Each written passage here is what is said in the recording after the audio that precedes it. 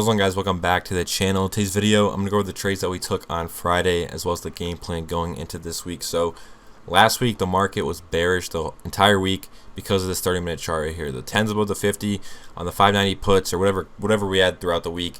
Obviously it changed on Friday because we picked new contracts every Monday and Friday, but chart's pretty much the same across all the contracts. The 10's above the 50 SMA, 50 sloped up hard, and when you even go to the higher time frames, you can see how clean this chart was. Higher time frames were crossed, and that's why we got such a big move down. So last week, the entire week, we were focused on shorting. I don't think I tossed one long trade on the table because there was no reason to, and there was no point to do that just because the market was bearish, and we know what to focus on when that's the case. So when we go to the 587 calls on Friday, this is what we looked like. So actually, let's look at the puts first.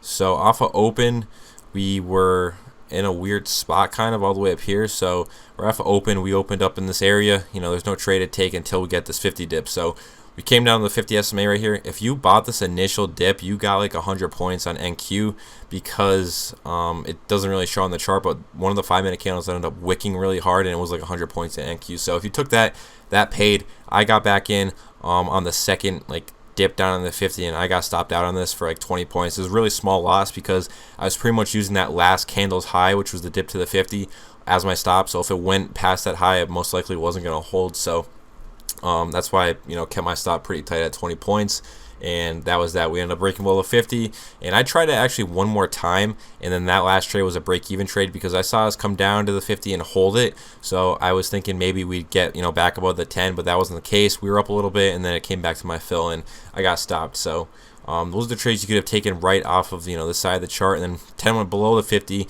Still no trade to take until we get this put cross right in here. So 10 went above the 50. I'm not exactly sure what where you would have entered on this because I wasn't looking at this chart at the time. So I know some people took it. If you did, you probably did catch some sort of move. If you got in up in this area, it dipped to the 10, and then we got this leg lower right here. I'm not sure how many points that wasn't on the chart at the time, but yeah, I mean, that could have worked out.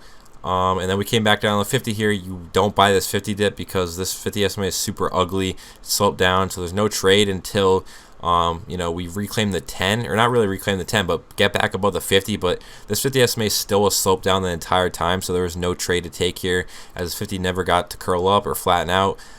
So yeah, I mean, this side of the chart pretty much irrelevant at that point. There was no entries to take.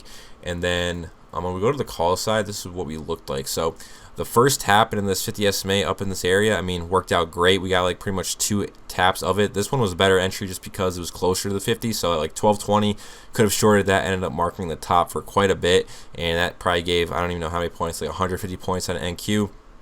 And then we finally were able to get this call cross towards the end of the day. And I mean, with how we've been trading recently, we were overbought twice, and at some point we're gonna lose the trend.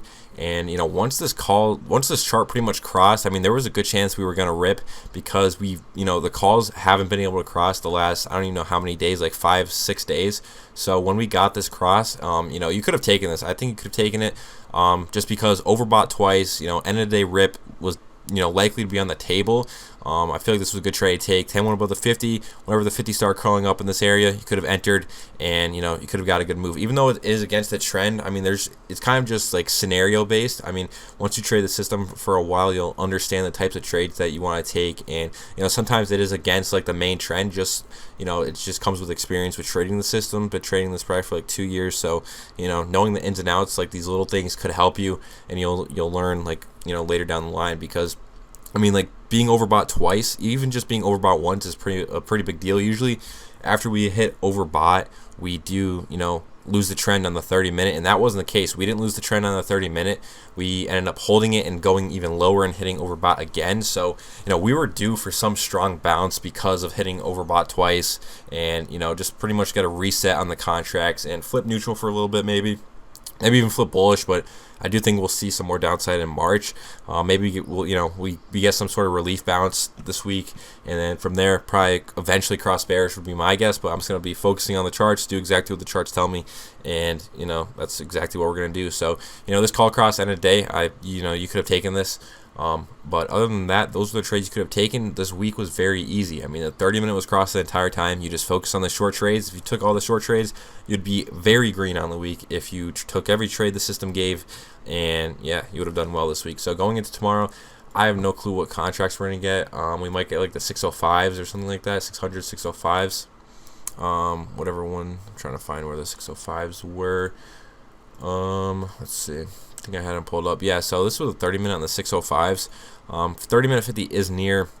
This 30-minute 50 might even get broken tomorrow just because of the higher time frames going negative on puts.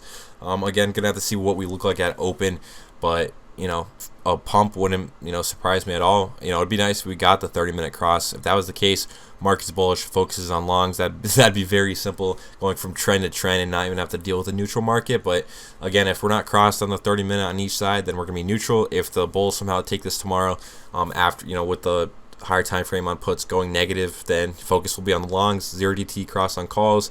50 dip on calls if we're bullish. If we're neutral, cross on either side of the premium, negative cross on either side of the premium. It's very simple. You're just playing crosses, negative crosses. You just got to know what trades you want to be taking depending on the market. Like, you don't want to be taking, recently, you do not want to be taking a negative cross on puts when we're bearish, negative cross on puts when we're bearish, because we know the bears have the trend. Why would we take that negative cross? It's likely not to give a move at all and just cross right back up. The better trade with a negative cross on calls, that'd be a beautiful trade taker. Those 50 reject on calls. You got to know and how to trade the system the right way to do well. So yeah, man, that's pretty much all I got. If you guys enjoyed, drop a sub. If you guys want to learn, join the Discord down below. But yeah, I'm out. Peace.